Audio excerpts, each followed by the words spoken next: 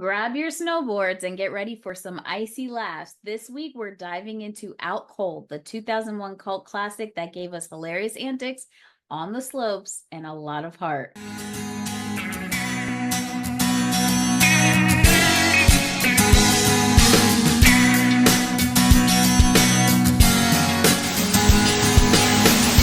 Welcome to the No More Late Fees podcast. I'm Jackie.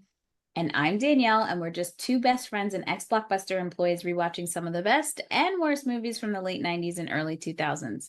This week, we're chilling out with Out Cold, the 2001 comedy that brought snowboarding and goofy humor together, because we needed that. This is going to be, buckle up, this is going to be an episode. But before we hit the slopes, let's get into some housekeeping. If you love the podcast and you want to support us, here are a few ways you can. If you are enjoying the podcast, don't forget to leave us a review on Apple Podcasts. Your feedback feeds us. Feed me. And don't forget to hit the subscribe button. The more subscribers we have, the more everyone thinks that we have a lot of people who want to hear the podcast. And guess what? They push it out more. So please hit the subscribe button so you don't miss an episode. And if you're looking for nostalgia makeup vibes, check out NostaBeauty's line of 90s and 2000s inspired makeup. Plus, you can save 20% off when you use the code NMLF. Just head to NostaBeauty.com. And we're excited to have our friend Ron back on the pod for this one. Yeah. I'm happy to be here. Welcome back. Welcome so happy back. to have you. And if you want to learn more about Ron, check him out later this week on our bonus episode as we try to guess the Rotten Tomatoes scores of some snowy classics, as well as his previous episode, BASEketball. Yes, and his wife, who we love very much, Gwen, is our next of kin. So Yes. you are our next of kin. Next to next again. I should just be introduced as Gwen's husband. I think. Yeah. In fact, I just want to be referred to as Gwen's husband. We're just obsessed. Yeah. I love her so much. Me too. Big fan. We love you too, Ron. Oh, We love you very much. We We're do. so glad that you're on. Really can't wait to get into this episode because Yeah. I feel like I'm going to be outranked on this one, but that's all right. That's okay. We all I have could- opinions. I could be ride or die today. That's fine. All right. Well, let's get into what Out Cold is. Because if you're like me, you're like, what the fuck is Out Cold? Mm-hmm. Let me tell you. Out Cold takes us to the snow-covered slopes of Bull Mountain, Alaska, where a group of misfit snowboarders fight to save their local mountain from being taken over by a luxury resort developer. It's a hilarious ride full of pranks, parties, and unforgettable characters. The movie stars Jason London, Lee Majors, Zach Galifianakis, David Koechner, and AJ Cook. It was directed by Emmett Malloy and Brendan Malloy, the Malloy boys. I think they actually have a name, the something, but I can't remember. It's the Malloys. The Malloys, yeah. Yeah. It was written by John Zach, and you can currently watch it for free on the Internet Archive. Mhm. A very good resource. If you haven't donated to them, you should, because our media is being taken from us and rewritten. So make sure you support them. Also, if you don't want it for free, go pay Prime for about $3.99 to rent this movie. I highly suggest you go to the Internet Archive. And let's get into our ratings rewind. So you know the drill. Before we get into the movie, we'll reveal the rating our Y2K versions of ourselves would give. Then at the end, we'll see if our current selves agree with our initial rating. Our scale consists of would buy it again, The best would play on repeat, 5-day rental, would watch again. 2-day rental, Yeah, okay, but nothing to write home about. and same-day rental. It's trash.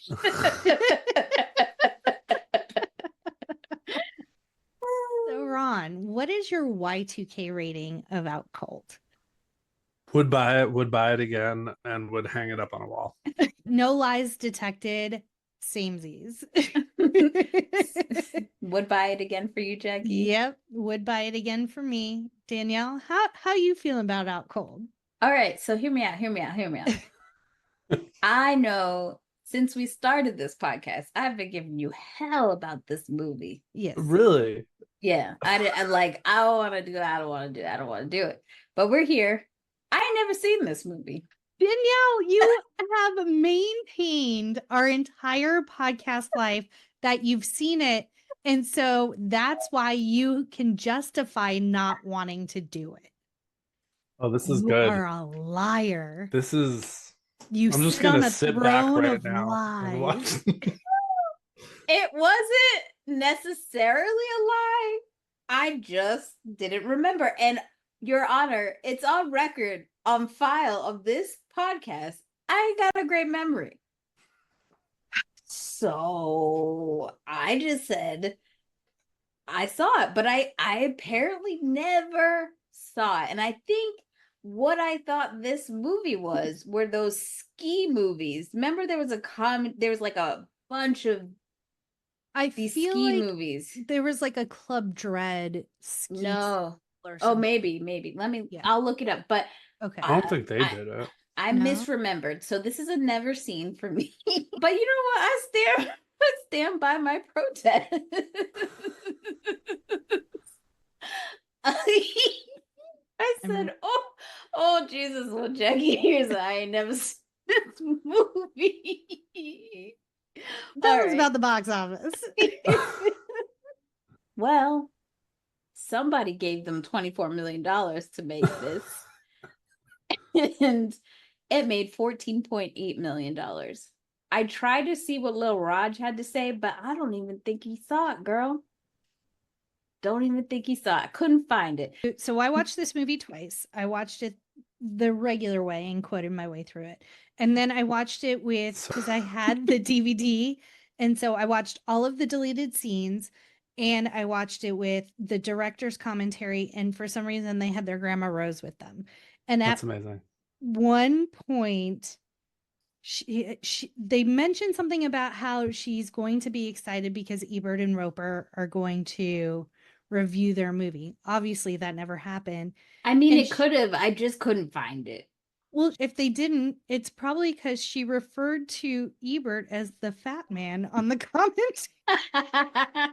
Well, I will read you a few reviews. Okay. Christy Lemire of the Associated Press said, basically a low-rent remake of the 1984 low-rent teenage sex comedy Hot Dog, the movie. That Hot Dog is a ski movie, but Okay. yeah, I think it is. Man, Marjorie Baumgarten from Austin Chronicle said, what can you say about a movie that includes its outtake bloopers reel before the closing credit? I don't That's know. fair. What can you say?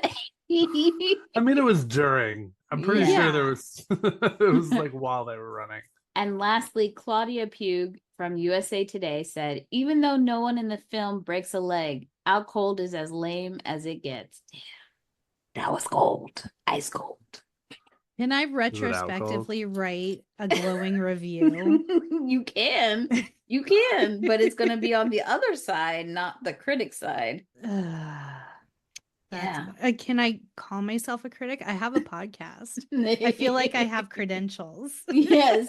How do we become critics? Should Just we go just like become- this real quick. There's my There's my badge. And by the way, everybody, the burn book is back, Oh, baby. yay. The We burn didn't book do is it back. last night. We did it. We haven't done it for a few episodes, but you know what? I like that. It's special because it doesn't Okay. happen. But the last few entries. So, Ron, when we did Mean Girls with Gwen, Danielle found this empty burn book. And so now we're just putting all of our grievances ever in the burn book. I love it. And they are wild and varied. So far, rugs in the bathroom, disloyal bitches, James the nasty Franco, Tina Fey, New Jersey, boomers who watch Bewitched, the 2005 movie, which that one came from our Mean Girls episode with Yes. Gwen. Just That's to funny. name a few. So she's back, baby. Before we get into cast and crew, let's hear a message from our pod pals.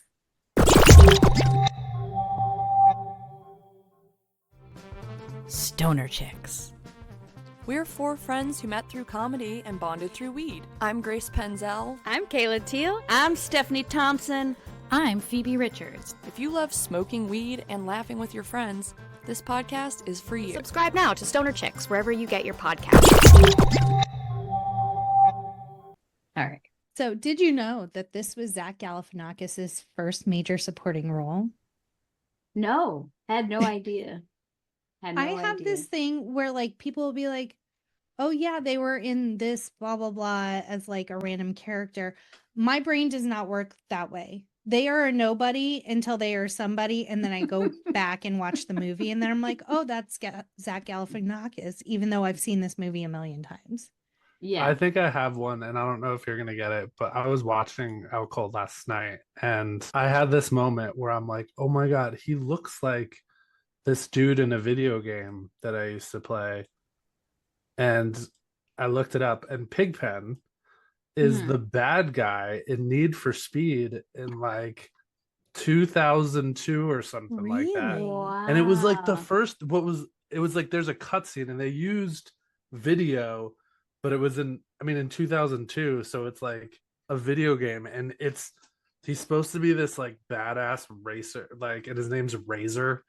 And it's the cheesiest shit ever. And I even sent it to my friend last night after. I was like, dude, because he loved Out Cold, and I told him I was doing this. He's like, awesome. And I was like, exactly. That's the response we want. That's all you could say about this movie. You ask anybody that watched this movie in the early 2000s, like, what did you think about Cold? Awesome. And that's it. And maybe they'll quote some stuff, right? But no, he was Razor in Need for Speed. And if you look up the clips of him, because there's probably like 4 or 5 cutscenes, they're ridiculous. It's like, and he doesn't look like, what was so weird is you're looking at him and it's like a totally different character, but he's like got a shaved head, and it's very much like what's it called? What's the Vin Diesel movies? Why can't I think of it? Fast and Furious.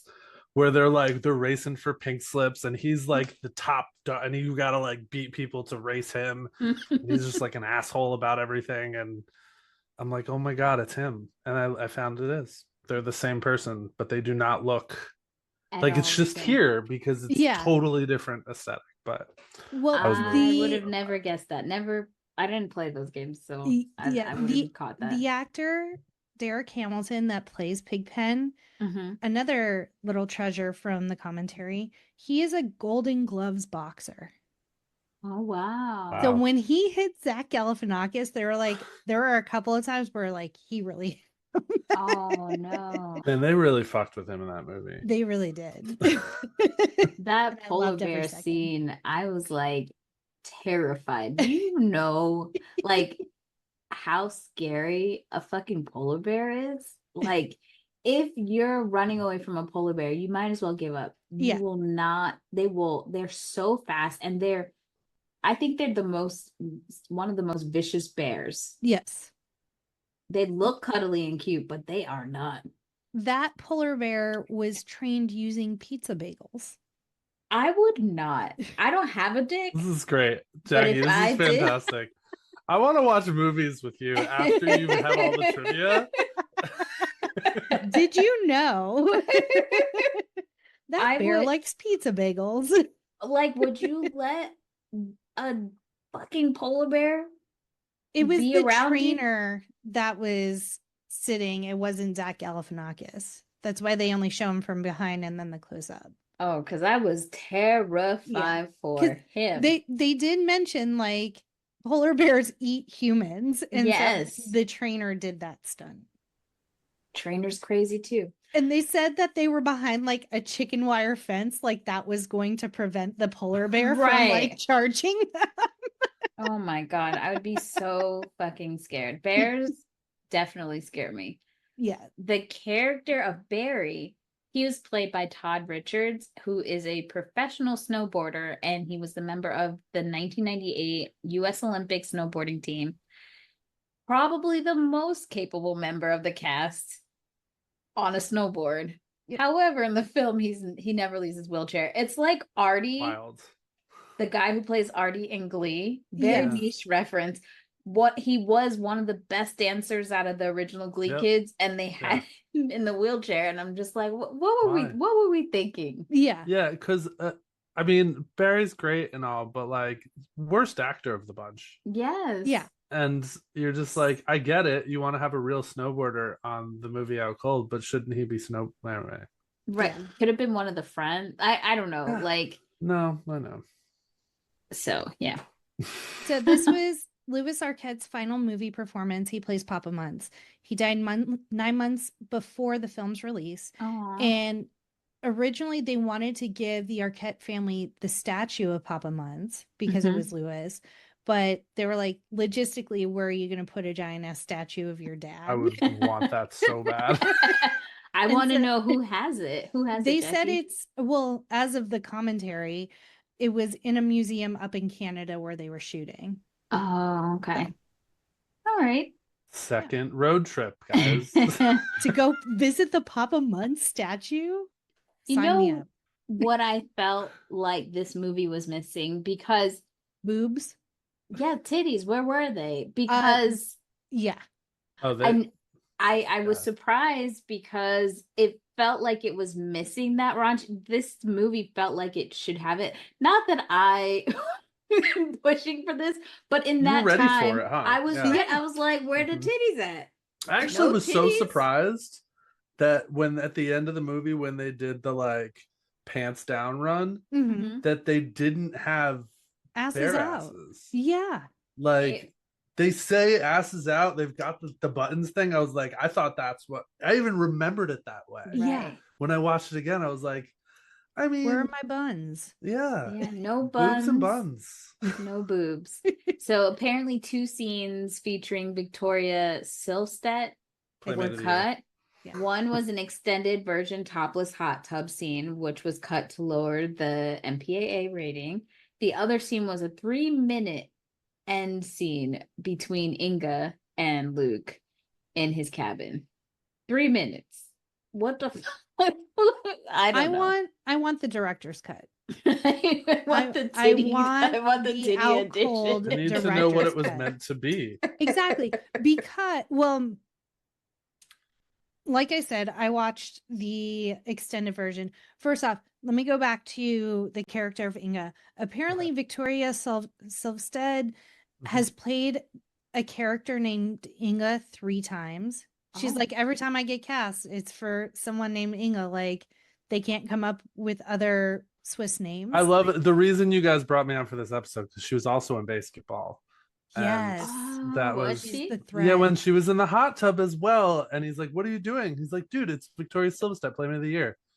Yeah. And that's the tie-in to these Ooh, two movies.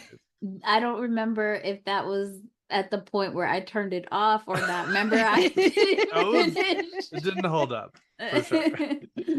All right, Jackie, let's do Okay. this thing. With So your we're gonna pop-up video start facts. with it's gonna be a lot of pop-up video facts, including this one. So we're gonna start with a deleted scene, which explains so fucking much about who Rick is. And it is a conversation between him and Papa Muntz. His dad was partners with Papa Muntz, and Papa Mm. Muntz wanted to leave the business to Rick, had like the contract and everything drawn up, and Rick needed to sign it. But then Papa Muntz needed to take a shit, as you do at the top of the mountain. And he goes to just drop trow in nature and shit, and he has a heart attack and dies. And that's why he skis into town with his ass hanging out, because he has died taking a shit in the woods. Which actually gets pretty complicated because the son isn't really like hated by anyone. No. And usually in these types of tropes where like the son gets it but they don't deserve it, Yeah. they're usually an asshole.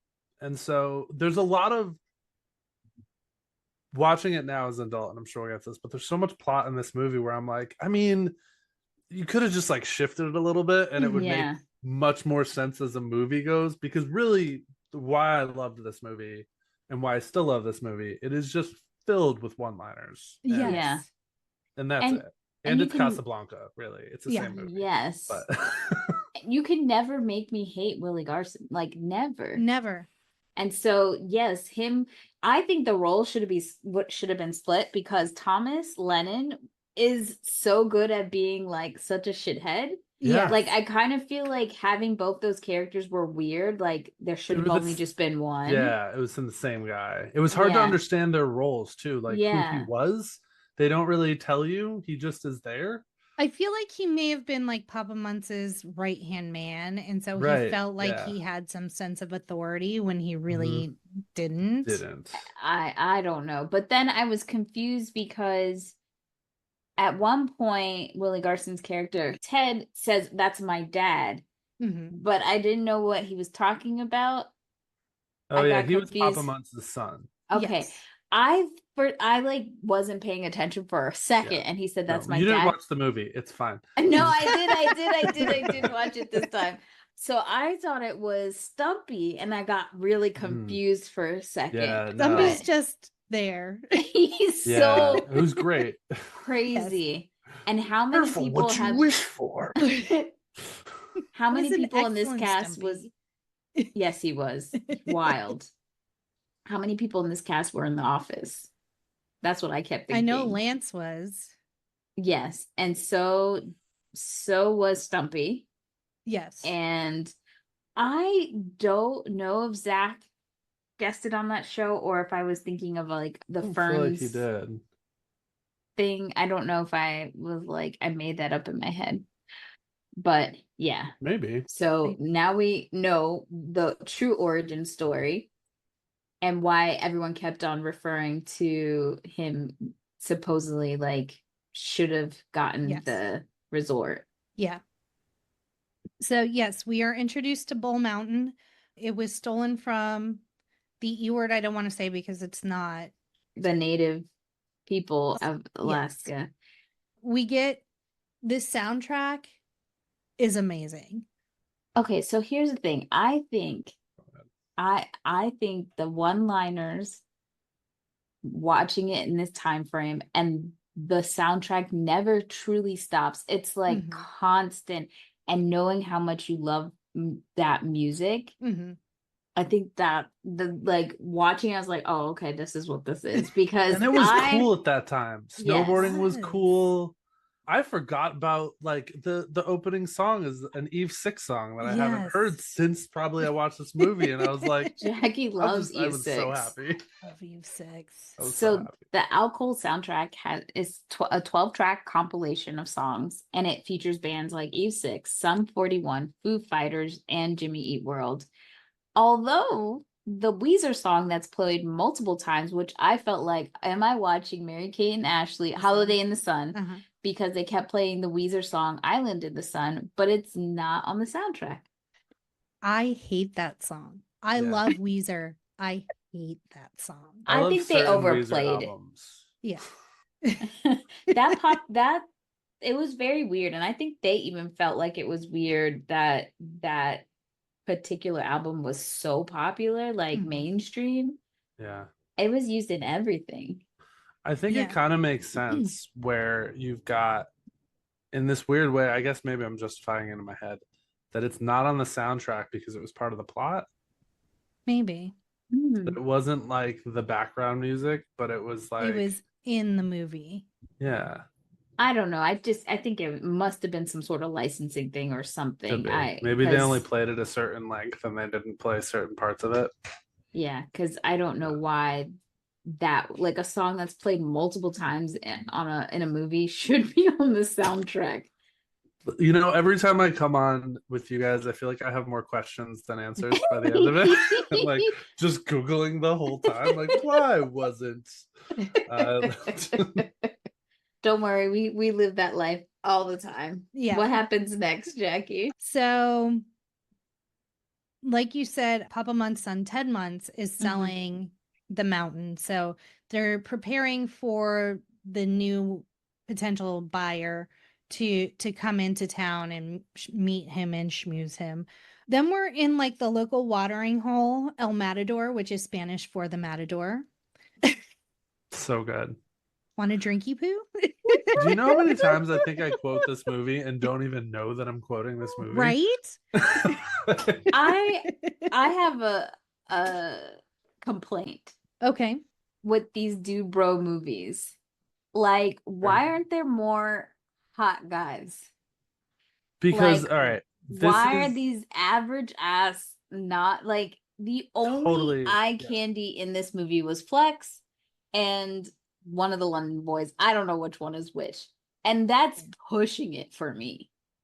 Nothing to look at here. It's this thing in the 90s, and it was when you've got all male writers and directors and they're selling this to an audience of younger boys, of just like there's always that, and I also want to point out the female lead in this was that exact same trope of like the cool girl that Yeah. is like one of the bros and she's gonna wait for you, and like it really is just fitting into this male Male like gaze. fantasy Yeah. of like it doesn't matter what I look like, I just got to be cool and I can get chicks, and Yeah. like that's what this is about. And this is what's setting up white men for And here we are. for not success. I mean, it is setting them up for success, but the bar is in hell. Like, not one of these Totally. dudes are attractive.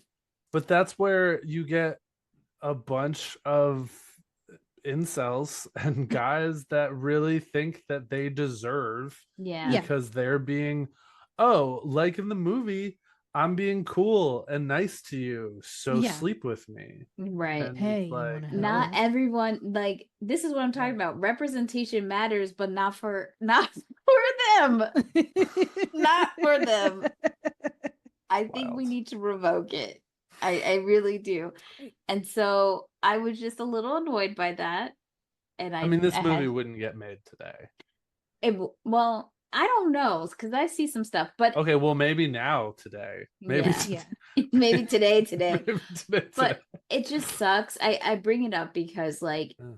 name 2 female movies where it's the same. Yeah. I think that usually, especially when it's an ensemble, most of the women are pretty high, like a standard of beauty, Mhm. of being pretty hot. And maybe there'll be maybe two outliers, but the majority of them 100%. are Yeah. attractive. And I'm just like, okay, what about the ugly chicks? Representation on that end. Yeah. No, it's really, I mean, it's talked about here in Hollywood all the Let me time. not say the No, ugly chicks. it's I said feel like this. horrible. It's talked about a lot in Hollywood with just like certain expectations and what it takes to be a lead. You have to be young and hot and, you know, desirable and available and all those things. And for a Yeah. man, it's like none of that matters. And Yeah. it's so funny you were saying that it wouldn't be made today, but we literally just had an article about Rat Boy Summer. Like, they're trying to push so hard on some of these dudes that, like, no, we're not finding them attractive. And also, love Glenn Powell, but please stop trying to throw him down our throats. Please.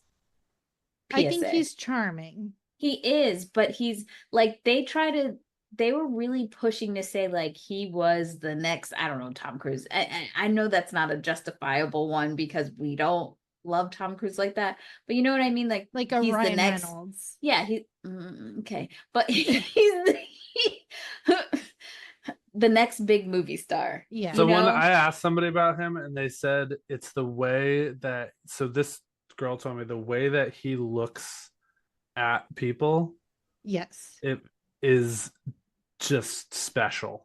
It looks like he's looking at you and listening to you, and I'm like, oh, okay, I guess. I think the thing I find attractive about him is that he's charming, but his characters that he plays, I like his characters. You Mhm. know, even when he's a douche, he's still kind of fun. Like, That's I think fair. if they had just let it alone, You're talking about Twisters, because well, that white t-shirt scene where it rained a little bit, I was happy. Not gonna lie. Not gonna lie about that.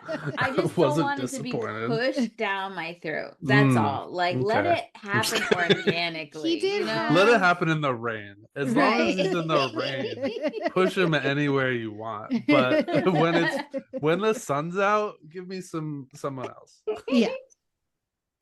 So in this scene, Eric like hits on, why can't I think of her name? Inga? No. Jenny. Oh, we're early. Jenny, Yeah. yes. So Oh, he man. hits on Jenny. And I have a question. What happened to Banaka? Because he like does a little spray. That is something that is like the kids today don't know what Banaka is. I think Banaka had alcohol in it. It was something wrong with Banaka. I Yeah, remembered. yeah, something was, It was going on. It was a problem. Yeah, It was a Banaka. Getting drunk on Banaka. Yeah. Something was happening with Banaka. Problemaka. So then the next scene is the King of the Mountain scene. So once a year, they crown the King of the Mountain. You have to snowboard down with a mug of beer in your hand, and whoever reaches Papa Muntz's statue and slaps him on the ass first with the most amount of liquid in your cup wins King of the Mountain. I was watching that scene in disbelief because I was like, how they ain't dropping that alcohol? Why are they, the if they're trying beer? to win, doing flips and shit? Just Yeah. go. Right. Like, Just like go also, straight. I was just like so concerned that someone was gonna hurt their wrist or break something. I was like, this is not safe, guys. Not safe. But also, like, why is it that Anthony, it's a very black stereotype that 100%. he's the only one Yeah. who can't snowboard? Question Yeah. mark. Not for lack of trying. I just wanted to know Anthony's backstory. How did you get here, Anthony? How'd you get a Why- job and you're here for 3 years? right. And you not don't know how to snowboard. Also, why are you in Alaska? What did you do? I mean, why are you there? Lots of questions, but didn't love that, but was not surprised. Yeah. And Rick wins because he takes a sip of beer and snowboards all the way down and then spits it back into his glass. And so he wins King of the Mountain again. I know you did not enjoy that part, Danielle. It was smart, Yeah. but nasty. Yeah. There's a couple issues I have with it, just from Okay. logistics standpoint. One, didn't Papa Muntz die like 9 months earlier? So how is it like that everyone knows the rules at the end? You have to put your hand on his statue's ass, which Huh. This is an interesting question you pose. right? Maybe it was Oh. something. He did Well, while we he d- was alive. Also, we don't know when the statue was made. I think it was made because he After. died. Yeah. Yeah. Fuck, I can't make. I Did they can't make slap this one make sense. Actual Papa Muntz's ass. He's just on the bottom, like bare ass waiting. Yeah, he's just waiting for it. Also, Maybe. another thing, and this might be a little bit of a, maybe you can make sense of it, but just to me, if I was there and this was what was going on, I would raise hell about this and be like, I don't understand this. But he's the only, all these people are locals. They've lived there, they've worked there for years, and he's the only one that knows this shortcut. And people are like, where did he come from? Like, Yeah. I think someone says, and I'm like, I'm pretty sure if you guys live and work here every day, that you would have seen him do this. Maybe he did it the year before. Like, Yeah. Right. it just was so just like, wow, Rick just knows this mountain like the back of his hand. And you're like, shut up. I think that they didn't Think it well, they didn't think it through, but they were trying to make his character like that awesome guy kind of thing, or like He's the big guy hero. that things happen for him, right? Like Right. things fall into his lap all the time. And Yeah. But he didn't cool guy. like, the actor didn't play that right, and then the Yeah. scenes in which they're trying to support that is weird, just like that example, like and like I can't figure out why someone like Jenny would be fawning over him. Yeah. Well, let's admit one thing. It had to be the little soul patch thing that he had, right? Like 100%. how long was that a thing? Like I remember it being a thing, but it was short-lived, right? I hate it. I- So I I don't- was probably like, no. I'm pretty Immediately sure it was no. like someone tried to make it a thing and it Yeah. was like a year because I remember it in movies and I do remember that being like a cool it was I think they quickly went to the goatee after that. And they were like, this doesn't work. don't recall. I know I saw it in movies and stuff, but I think around this time I was at a black school, so I was very invested in dating black men, Sure, and that was yeah. not happening. So No. I don't think it was as big of an issue. But now looking back, I'm like, what is that dirt on his Either chin? grow it It's out weird. or shave it off. Right. Oh, the actress who plays, oh God, Anna, Yeah. Uh-huh. is she really French? Because I was like, this I think accent she's just sucks. Canadian. Canada. Yeah. Girl, that was horrible. Yeah, there was Sometimes definitely parts where she wasn't French. no No. accent. Yeah.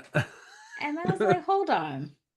Even At the Inga's end, I remembered holding she was it. French. Yeah, I'm pretty sure there was some areas where she wasn't speaking French. And I just feel like it was so unnecessary. It didn't need to It was for one be. joke. I think Yes. so many things in this movie were for a joke. Yeah. Like they were really big on like so the joke about how he's like making his way through Europe, like he's a Right. philanthropist, like that was for Inga and Anna, and it was like, and now I have a Russian, whatever. Secretary or something. And I Yeah, was I don't confused, remember. like, is he married to Inga's mom now, or is that his daughter? Because she said stepsister, and I'm Step. like, that's Step. She She is his says- stepdaughter. And Yeah, that she is her says it's my stepsister. stepfather, is how she says. what the Yeah. I've seen this movie so many times. When I watched it last night, I realized I had like a notepad. I'm like, oh, I'm like, I don't need this. I'm good now. I know this movie I'm really putting fake French accents well. I Yeah. like it. in the burn book.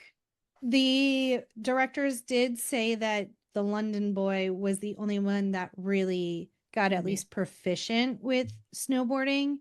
The rest, Zach Galifianakis apparently didn't even try. And so, like, anytime they show him snowboarding, he's just like standing on a sled and they're like towing him. Amazing. Or it's a snowboarder double. Wow. Now, when you look at this cast Yeah. back in the day, if I were to ask you in 2001 who was going to be the most famous out of this group, who do you think you would have said? Lee Majors.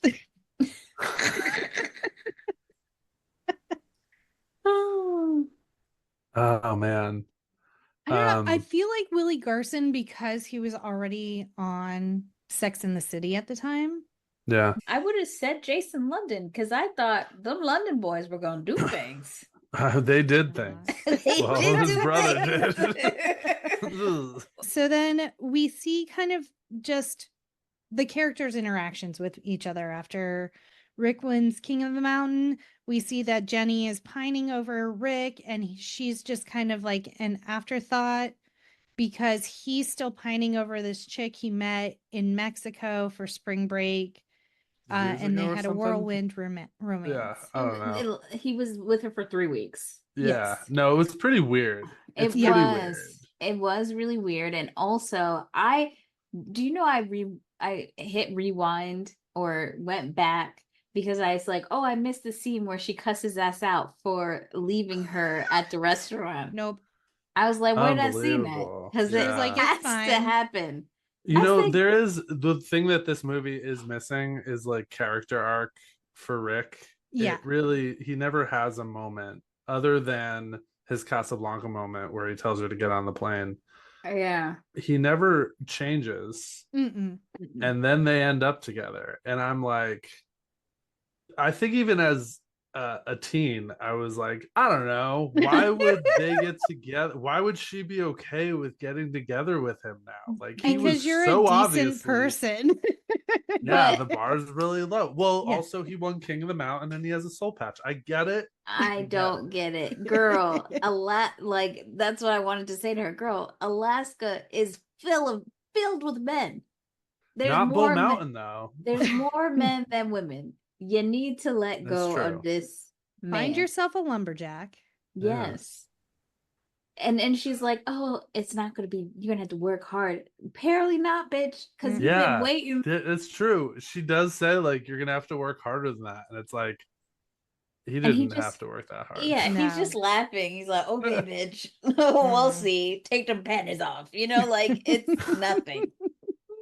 Wild. So crazy. Yeah, Um, still waiting for that scene. It's a deleted scene. Yes. We've talked about some of this stuff. We jump around when we have Ron on the podcast. No, we jump Uh, around all the time. Okay. This is So- normal. We have Pigpen is passed out on a bench, dreaming of the solid gold dancers. Yep. Mm-hmm. And he has to Also- rescue There's a them. little bit. Hey, there was definitely a little nip slip in there. There for sure. was. So you did get some boobs. I Yeah. was like, oh, we about to see a bunch of TVs. Dude, that's And- where that comes, right? In most movies Yeah. like that, you're like, Yes. it's the extras. We don't have to pay them a lot. There's, it's Exactly. the early 2000s. And then I Just was everyone like- take your top off. And no. And then no Nothing. payoff. No, and in fact, the person on the front, if you notice, still has their top on. Yeah. Yes. So that was like another like, oh, they're not doing that. I think as a teenager, you go like, oh, we're not gonna get what we came to see. And that's Yeah. okay. Yeah. I do really love the like it's a very quick line where Zach Galifianakis' character Luke comments that he's had a crush on that bench for a long time because Pigpen is like literally passed out humping the bench. So And I good. just love that line. It's so I- because it's quiet and they move Yeah. past it so fast. It's so good. It's so I good. worry about how much cold and ice exposure these characters had. They did like- have He quite would a be bit. dead in the hot tub scene. So Yeah. the hot tub and overnight, They said it what- was 2 degrees when they shot that scene. that's wild. You could kind of tell too through most of the movie, many of the people, especially the people with facial hair, had like actual like frozen hair Yes. Oh all my over their lips God. and stuff. Yeah. Yeah, we do get the flashback around this time of how Rick met Anna at Pedro El Horny's and spent a magical 3 weeks. 3 weeks together. And they do comment on it because they're like, everything that you see in the movie, like snow wise, all of the snow scenes, none of it's green screen. He's like, it looks like it because it's so beautiful, but everything was like shot on There was some location. scenes where it was like snowing. Yes. Right. Hard. Yeah. But they're like, and if you couldn't tell, all of the scenes in Mexico were green screen, and they were kind of poking fun of the fact that they like went real low budge on the flashback. I thought it was fitting. I Yeah. loved because it reminded me of like those old 60s movies where when especially the surfing part where Yeah. Yeah. I'm Or like, him riding a tandem bike by himself. right. It's funny. So we get the backstory from that. He's telling it while he's driving in the car, and apparently Zach Galifianakis memorized 0 lines, and so he always had his script with him. Oh And my they said God. in that car scene there are a couple of times you can see it in his lap. Oh, And no then- way. When he would improvise, sometimes he would hit Rick with the script. So Oh, this is when Rick is finally like, I have to get over Anna. And so he asks Jenny out on a date to go to dinner. And then they're in the bar before Rick has to go meet Jenny, I'm assuming. And in walks, out of all of the bars in all the ski towns in Alaska, All the gin joints in all the world. Anna. And so she actually sees Luke first and she's like, play the song, play the song. And so Luke begrudgingly plays Island in the Sun by Weezer. And Rick comes stomping around the corner like, I told you that was banned from this bar. And he sees Anna and his little mind explodes because it's the love of his life has returned. We find out that she's the daughter Mhm. of Lee Major's character. Who is his name? John Majors. John Majors. I was like, oh, we really just not trying to come up with a name? No, they actually said they had the character name before he was cast. And they're like, oh, that was a nice coincidence that like Priscilla Majors.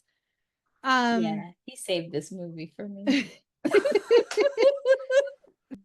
At some point we get introduced to John Majors, the guy who wants to buy Bull Mountain, and Eric is like trying to suck up to him. He does not like him. He's creeped out, but he does like tolerate Ted Muntz, who's selling the place, but he calls him the R word the entire movie. So many times. Yeah, and I hate it. When it was that, and there was one drop of the F-bomb Yes, that made me very uncomfortable. And I was like, oh my gosh, we used to say that all the time. And that I think until that moment, I had this feeling, because every time I watch these movies over, I'm like, I'm gonna be disappointed. Like BASEketball, right? Where I'm gonna be like, I'm gonna be really upset about this, and it's not gonna hold up. And I was like, I think this movie holds up. I think no. And if I was excited.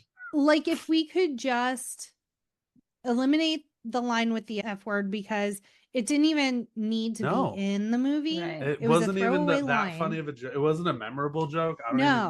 And it was so inclusive, like when, what's his name? So when much. Lance finally comes out, because like it's inferred that he is gay. Yeah. And they have it as a running joke. But when they finally just like, look, you're like, gay, dude, and everyone knows, and no one cares. No one cares. It was, I mean, it was pretty, it wasn't perfect. No, it but wasn't for perfect. 2001, I was like, oh, that's pretty good considering. Yeah. It could have, this movie could have been more problematic. Yes.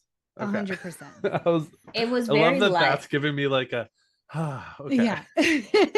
So I think like if we could just go through and just A&D the nickname he gives to Ted Muntz and then remove that one line, like 100% holds up. Like they could probably, I think the point behind it is that, you know, he's being completely disrespected and he's a pushover, and you can find other ways to explain that. Exactly. Yeah. But yeah. Oh, I finally remember what movie I thought this was. What movie? It's the 1991 movie called Ski School. Yes. Yeah. I've watched That's what I thought. Because I remember it used to be on HBO all the time. And I'm like, oh, we're going to watch that. I don't know why I didn't like realize, oh, that was in the early 90s. But like, that is what I kept thinking about with this movie. I mean, it's all the same stuff, right? It's like Caddyshack. It's like, it's a lot of hijinks. But I couldn't figure it out. But now that I could lay that to rest. Sorry. Good. No worries. So Jenny is stood up for dinner because Anna shows up. There is a running gag through the whole movie that Luke always gets too drunk and passes out. So towards the beginning of the movie, it's the polar bear scene. This particular night is the most memorable scene, in my opinion, of the movie. They put him in Rick's Dodge Charger. Yeah, it's and the best scene ever. It's so good. A couple of them hop in the car with him. He's in the driver's seat, passed out, and a couple of other dudes spin the car, and everyone in the car starts screaming. So he wakes up. He's like trying to like. It's the funniest thing. I remember it then. I remember watching it now. I'm like, it's brilliant. Yes. I think I missed that scene. I'm gonna be honest. I don't know how. But I don't recall. They're just the car spinning, and then 1, 2, 3, and he's just like, and he's like trying to like. Good. Danielle, you missed like probably the best scene of the movie. Sorry, and I love that both of you guys were doing these crazy gyrations just now that are going to be great gifs. Jackie was like this, and Ron was like, "It's so funny, so good." The next day is when we kind of find out Major's plan for the town. He's going to create a new name called Snow Nook because it tested best in his focus groups. And I feel like Major could have been more diabolical. Yeah. He takes a liking to Rick, and he's very nice to Rick, and kind of, makes it say like, you're gonna be my right hand guy or whatever. And although that he wants to get rid of the rest of the guys, and I don't know, I just felt like there could have been more of a falling out, like, everyone puts Do something Rick on, worse. Yeah, right? Like, there could have been more of a, yeah. Or like Rick is on a pedestal, and it could have been like Rick is really feeding up to Majors, and then Majors keeps doing all this stuff. Like, they didn't really pile on that whole, like, they didn't bring that all the way through. So it felt disjointed to me. The one plot hole that I found in this stellar movie was, why would he do all of these renovations before signing the contract to purchase the town? So the only thing that I can think of for this is that it's a lot of money, and he's a businessman who doesn't have all of the money, but he has investors, and he has to pitch the investors on it.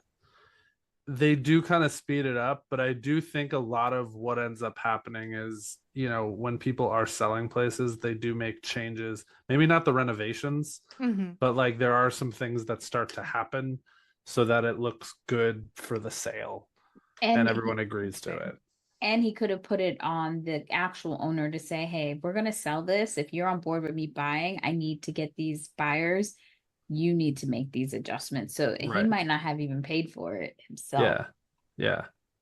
It's just kind of part of it. When you're dealing with that much money, I think it makes sense. But yeah, it's I never understood the motivation of the guy's ruining the sale. Like, what happens next? Like, he's just gonna bring more people to try to buy it each time. Like, I think he learned his lesson because he got his little at the end. Yeah, his fight, which is so funny. He had a jacket. They had to specially make that jacket, in my opinion, because it was like his shoulders were too high in the jacket. And so he's like this, and he's just like punching, and he's like, you, me. And it was just really good. I wonder if that was just a character choice he made, where I'm like, I'm just going to walk around like this. Yeah. The whole time. And it's funny because when all this stuff is happening, but then we meet Anna, then there's all these interactions with them. We don't get Jenny being pissed at all about anything. And so then we find out Anna has like a fiance this whole time, even when she's fucking cheating on him. So that's the other thing too. And we never really find out, if we're gonna, like, not to jump far ahead, but like the night before she leaves on the plane, do they end up together? Because like, it's like, well, what about what you said last night? And it's like they were dancing together, and they kind of left together, and it's she like, said she had no underwear, like he's like, you're not wearing underwear. She was very inappropriately over the line with hanging out with Rick, because he was being strung along by her, in my opinion. Where she just kept him on the hook. I'm gonna come to your house, and we're gonna talk, and I'm gonna throw a snowball at you, and now we're okay. Come on into my house and make yourself at home, and we're probably gonna bone. But like, it was so strange. And maybe it's my own just opinions of people putting on this, but at least the chemistry did not feel like he would have picked her over Jenny. And that also was unbelievable to me. I'm just like, I don't get what is so great about her. She seems like a bitch. And like, and it wasn't even that, it was what she was doing just was not anything that showed me he was in love with her. And she was in love with him. And then when we finally meet her boyfriend, we find out he's in med school, and he's a pilot, but he's also in a wheelchair. That scene when they're like all ready to like come and beat this Kick guy his up, ass. They're like, and then he "We'll kick rolls his out, and ass." they're like, we don't feel comfortable with this anymore. I don't But think then- this is. And then they say something about how he can't feel his legs, and Pigpen Yes. punches him so hard in the legs. I was like, oh my "Oh my god. God." Now knowing that he's a boxer. Oh my god. Yeah, It's like that. so- and he goes, what? He can't feel it.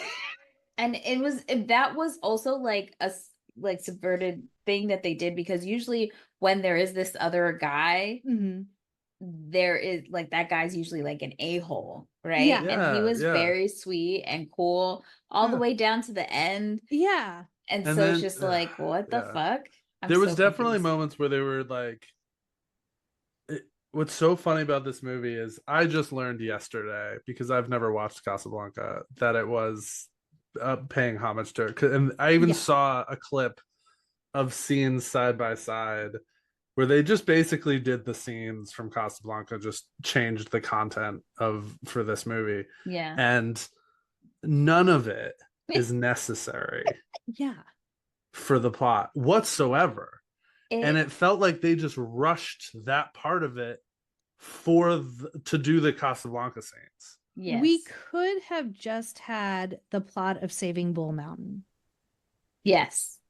Like, we didn't need this Her. weird love triangle where no one seems really interested in the other person. It sounds like somebody did a save, the way things are movie, which is Yeah. done all the time, like keep things the way that is.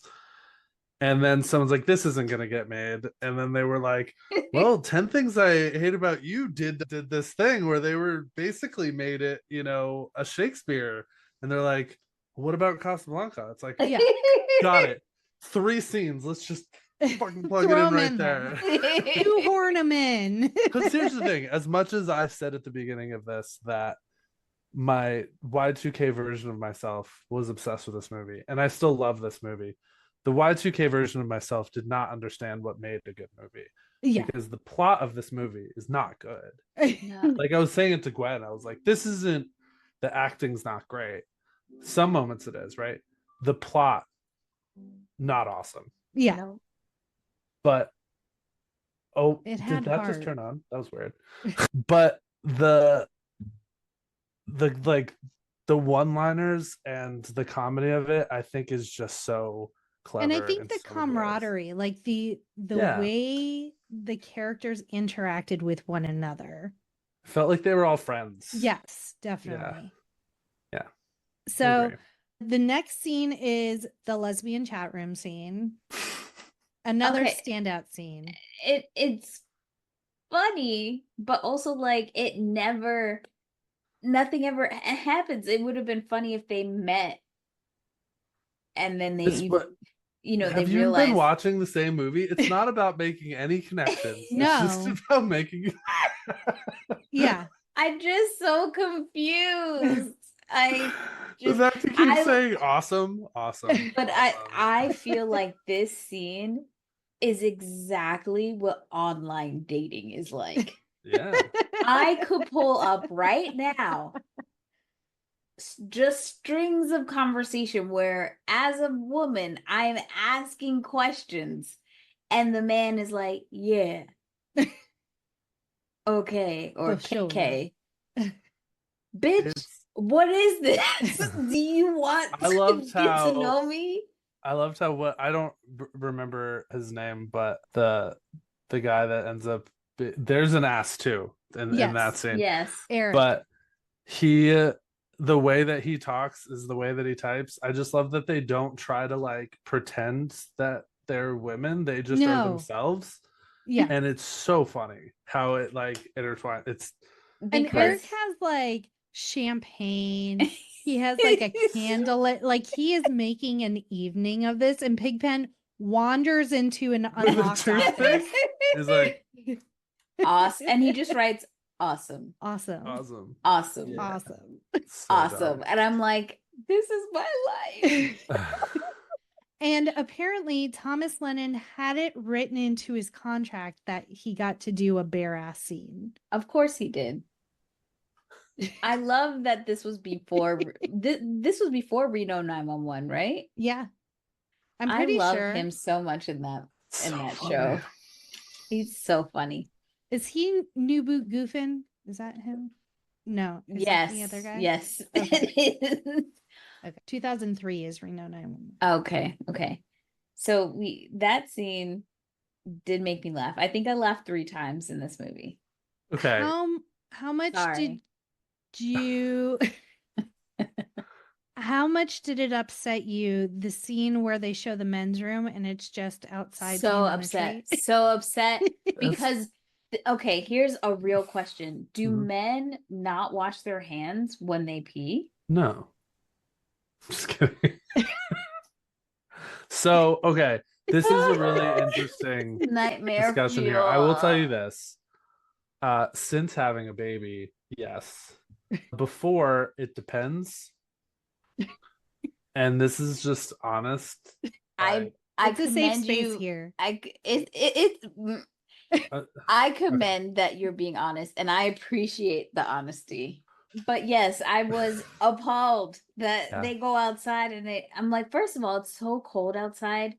This is your most precious, valuable thing, and you're gonna expose it to the elements like this?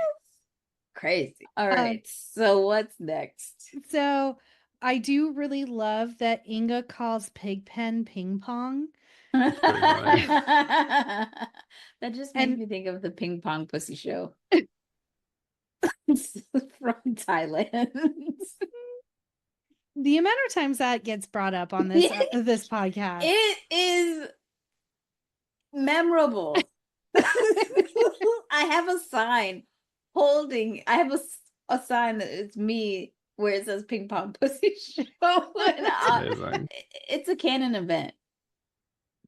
The next scene is the hot tub scene with Luke and Inga, and so they're like making out. Amazing that Zach Galifianakis gets to make out Right? with Victoria Silvstedt as much as he did. Like, and in the bloopers too, it was like she was like licking his She was face, all and, like, in. and I'm like, incredible. But then it's sleepy time. No, schluffy time. Sleepenstein. Yeah. So he gets excited thinking it's time for Schleppin. schlepping. And she's like, no, sleepy bye. Time to go to bed. And so she gets out of the hot tub. He's very disappointed, but then he realizes the jets feel nice. And yeah. And He's there's just a hole. been making out and dry humping for hours, Yeah. for all we know. And so there's a hole and it's penis sized. Oh So my why gosh. not? The way I cringed when I heard the swoop, the sound. The sound. And then the like cork pop sound the next day when Stumpy comes by and rescues He him. comes by with like the hedge clippers and the fucking like Drinks straight rubbing alcohol. He also is, I think, one of the best parts of that movie. Yes. Stumpy has some moments that are just glorious. The only other person I could see playing that role is Quaid, Dennis Yeah. Quaid's younger brother. Yeah, Randy? probably. Randy, yeah. That makes sense. Unbelievable. Then is the drug testing scene.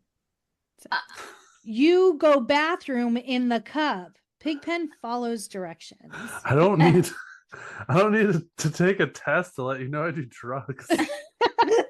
Who took a shit and put it in the Pigpen. cup? Pigpen. Oh my god. And he comes out and he's like holding his stomach like he's like, oh. Like, so good.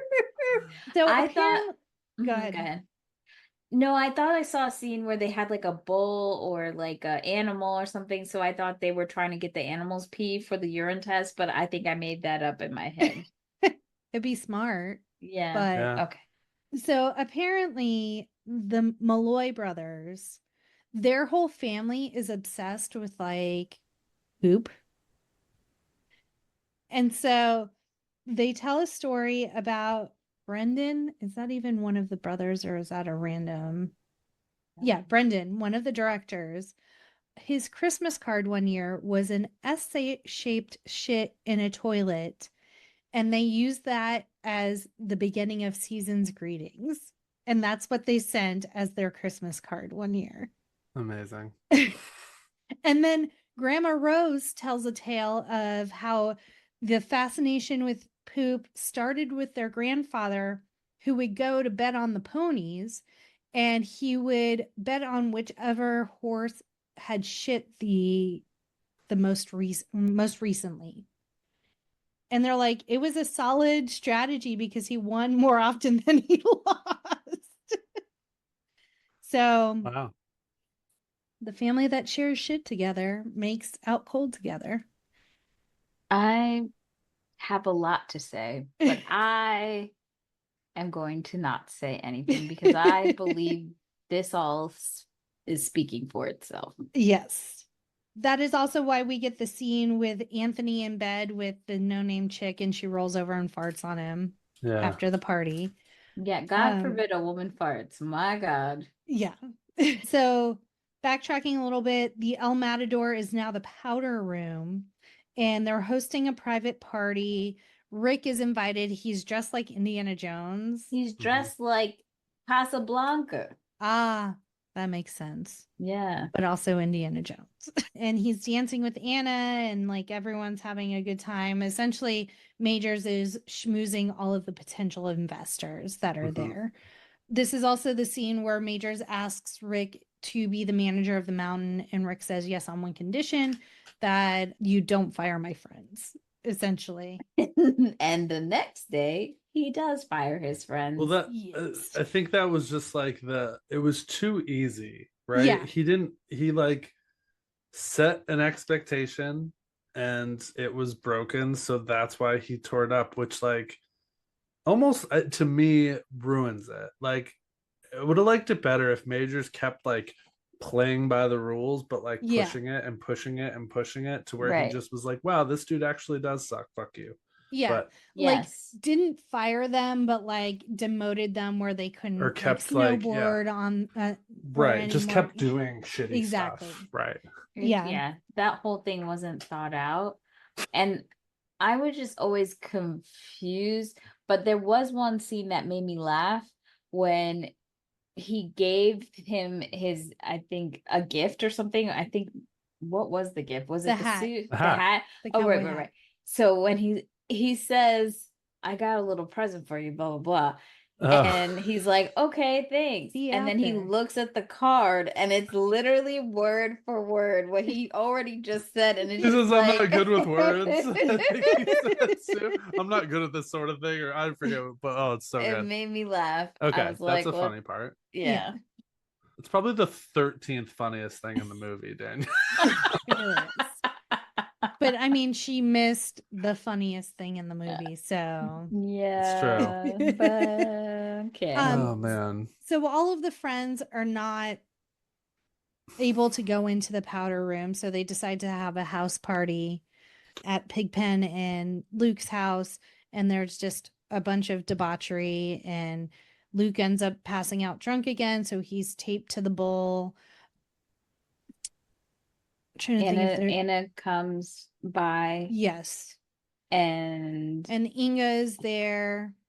And that one dude that looks like the guy from Sugar Ray, like that just like pays to get in and drinks the bong water, and is like, ew. They really don't focus, like he's in the movie like in 5 other areas, and it's just not important. From my understanding, he was a DJ at like a local radio station. Like, hey, you want to be in this? Yeah, and do I some guess stupid so. shit. Yeah. It was really, it was weird that they focused on him at all. But yeah. It's like he wasn't a important. Yeah. Anyway. So after they have the party, then Barry comes into town. Right, and we covered that part. Yep. And essentially, we fast forward to the part where the guys get fired, and Rick finds out, and he quit, and then they devise a plan to like fuck up the whole investor day. And so they get everybody in town, the kid from Bad Santa to play along. I realized that last night too. I was like, I literally that, out yeah. loud said to no one, "It's Thurman Merman." That's And yeah, they do a bunch of stupid shit. I mean, this scene was just like action packed of them just fucking Yeah, up just Fucking it stuff. up. yeah. This is where we get the asses out, but not really asses out scene as well, Yeah. because they were doing it Papa Month style. At one point, Majors calls Barry Captain Cripple, which Anna was like, "Oh fuck no!" So they lock her in a Hummer. I was confused by this. Like, oh, so you hate her boyfriend as well? It would have Yeah. been interesting if we saw the dad kind of pushing Rick with her Yes. for it to make sense. But Right. like, it was all so random. And It was just to get to the Casanova, or the Casanova, the Casablanca scene. Casablanca scene. Yeah. Yeah, so like everything is foiled. Ted Muntz rips up the contract after getting his one punch in. The Papa Muntz statue, they had taken it down, and so Stumpy is towing it back to its rightful place, but the hook breaks, and so it runs into this. What can I think of the Snow Nook gondola that is like being presented to all the investors, and then I can't remember how Majors ends up in a porta potty. Yes. And he's Oh, still using because the R they word. drive by with the snowmobile and it's got a That's lasso right. thing on the end and it hooks on his leg and he gets dragged into the porta potty. I do that one, but the whole thing starts off with Pigpen and Inga having sex. Yes. Okay, let's talk about that mountain scene, because after they devise a plan, Pigpen just I have runs, something to do and runs and then finds her on a mountain. runs off, finds her on the mountain. He's talking to her. Her back is to him. She does not respond at all. So I'm like, does she have headphones? Like, what's happening? And then when he says, I think the best thing for us to do is have sex, and she pauses. Nothing would make my would step. Piss off my stepfather more. Let's do this. And so when I'm not a man of many words. I love you more than any man has ever loved a woman he's never spoken to. And Inga, you were just making out with his brother in the hot tub. Brothers are fine. Okay. Those the rules. Standards. I'm just saying, if the brothers are not loyal to each other, what can I do? I mean, what can a woman do? You know? And then we get Anthony makes it down the mountain. Very proud. Are you using your Hufflepuff? I chat? am. And then we get the end scene. It's Jenny and Rick at the top of Hangman's Peak. They're together now. Stumpy kind of is like narrates the end. Yeah. And then we get bloopers. Wait, I do want to say there was a couple of lines that you missed that we need to go ahead. talk about first. And I think I quote, Carpe diem sees the carp once a week and have been, as you should, 23 years. Also, like, I'm not going to take a romantic advice from somebody who can't spell romantic or advice. It's just really good. I don't know the whole thing, but where he says it was the 80s and what was it? Ford was president, Nixon was in the White House, and FDR was running this country into the ground. When he said that, I was like, wait, that's not. Wait a minute. Oh my god. Wild. So it got so if a fella, like to smoke a little grass, drink a little ripple, crow like a rooster, maybe challenge the mayor's son to a gentleman's duel. It's so good. Oh man. Wow. So other things I did not touch upon from the commentary. Grandma Rose declared this movie sorta a funny movie. And then the beginning snowboarder set off those avalanches, but there was a crew on standby if he was buried by the avalanches. Oh my God. AJ Cook, who plays Jenny, was sick during the race, so it was all body doubles and stand-ins for her. What does she do now? Criminal Minds. I don't know if that show's still on, but I know Uh-huh. she was a big character in that show. Got it.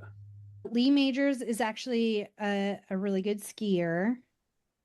Oh, the scene where Rick and Majors are on the ski lift, like going to the top of the mountain. Apparently, there was a longer scene that was cut for the MPAA where Rick offers Majors some weed, and Majors declines and offers Rick some cocaine. And then that's yeah, in that scene, you can see white stuff under his Yeah. nose. Oh, I and thought that was that's just why. ice. I That's why thought that's brought- why they named that bar the Powder Room. That was the Oh. first thing I thought about. Oh, yeah. That Hmm. makes sense. Grandma declared Victoria quite a sex pot. Oh, who's Victoria? Victoria's Silver Step Playmate of the Year. Oh, right. I love that that's her entire name. They played Wicked Games for the Island in the Sun scenes, and then they Found dubbed another in sun. Island in the Sun. They are friends with Jack Johnson, which is why there are a ton of Jack Johnson songs in this movie. Yep. And they are mostly music video directors. So they've done a ton of Blink-182 and a lot of like pop punk bands. This One of- movie played like a music video. Yes. did. And I loved it. Yeah. Oh, it was amazing. And I think that was and then Lee Majors improvised the Little Elvis reference to a penis. He got some guy got his little Elvis stuck in my hot tub. Oh yeah, that's good. I loved all of Zach Galifianakis, like in the outtakes, his like little jokes about wearing the outfit. And his testicles. And when he calls them the Hardy Boys, that's no mystery. Or he says, what do you say about Mary Kate and Ashley? Yes, so it was bleeped out even on the DVD I had, but he says the Olsen twins, and then he says, "Can you buy Mary Kate and Ashley a drink?" It wasn't bleeped out when I was watching it. Yeah. Yeah, mine was too, and I forgot why. But yeah, there was a couple other. Probably because they were I don't know underage. if they were underage at that time. I don't think they hit 18 yet. Weird how people talked about them. Yeah. I just thought of another plot hole. Oh gosh. When Lance comes out to his friends, Rick isn't there. Yes. And then literally like moments later, like he starts talking about the women and he's like, oh, you don't have to do that anymore. Like Rick tells him he doesn't have to do that anymore. I will say that there was enough time in between those two scenes where somebody could have said, oh, and by the way, so-and-so came out. Well, here's what happens though, right? They're talking about leaving when he comes out, and they say, we can't tell Rick, we just have to go. And so then Rick is like, they're leaving, and he goes to the plane, and then they have that plan. Yeah. And so things happen really quick.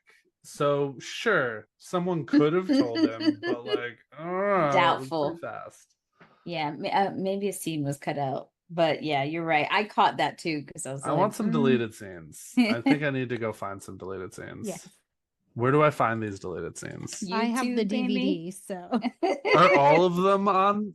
Like even the ones that they with the 3 minutes of Inga and no, that one is not. Because Ron's like, is that? That's why we need a director's cut of Out Cold. Coming up on the 25th anniversary, they have time to put this together for us. I don't think anybody's doing that much. Well, before we get into ratings, let's just quickly remind if you have any thoughts about this movie or you have anything to say, don't forget to hit us up at No More Late Fees on Instagram, Facebook, TikTok, Twitter, YouTube, and Threads. Please, if you can, subscribe to YouTube. It would really be helpful to us if you haven't yet. And Ron, please tell everybody where they can find you on social. On Instagram, you can find me at ADHD_Ron. And you can go to ADHDcoachron.com for all my good stuff and links to my nonprofit, the Monoceros Initiative. Love it. So, Ron, present day, what is your rating? It's so hard when it's like a nostalgia thing. You know you want to say we'll buy it again. It's all right. No shame. No in your regrets. game. That's my motto. No There will be a wing regrets. sung No tonight. regrets. I'll buy it again. Woohoo! I'm right there with you again. It was the best day of thrifting ever. I found Out Cold on DVD and I found a Hanson concert video on DVD. And I was like, this day can't get any better. Was it? Danielle, what is your current day rating of Out Cold? I would say 2-day rental. It's not the worst thing I've ever seen, but I had no nostalgia to it either. That's true. And so I had to look at it as face value of like plot holes after plot holes after plot holes. I don't have as much hate about the movie as I thought I would, now that I know I've never seen it. But I also think I will never watch this again unless you make me. Well, if you have any opinions you'd like to share about Out Cold, hit us up at our quick drop 909-601-6653. You can also text message us at that number. You can twat us at the Twitters, hem us at the threads, and you could be featured on a future episode. And next week, we're taking things from the mountains to Paris as we dive into our first foreign film, Amelie. I think it is our first foreign film, is it not? I don't remember reading captions. Wow. Yeah. Well, Ron, thank you for joining us on Thanks this for having me. amazing adventure of snowboarding and loosely based Casablanca-ness. I really am extra grateful right now because we've watched one movie since April was born. Aw. And it's just really difficult to find that much time. And Yeah. so when, especially to be like, hey, we need to like carve time out to watch a movie, it's just other things are happening. So when I'm like, oh, I have to watch this movie before I go on No More Late Fees, and to be able to sit and watch a movie, even though it was broken up because she only takes hour naps, but still to sit down and watch a movie, it was really wonderful last night. So I'm really Aw, glad that I got to do good. that. So thank you. Wow. Especially this movie. Well, thank you for coming. We love having you Yeah. on. We do. Hopefully, the next time we hit the slopes, it's really like lines of cocaine instead. Perfect. We'll do Leaving Las Vegas. And... Great. And as always, be kind and rewind. King of the Mountain. Did someone say King of the Mountain? End.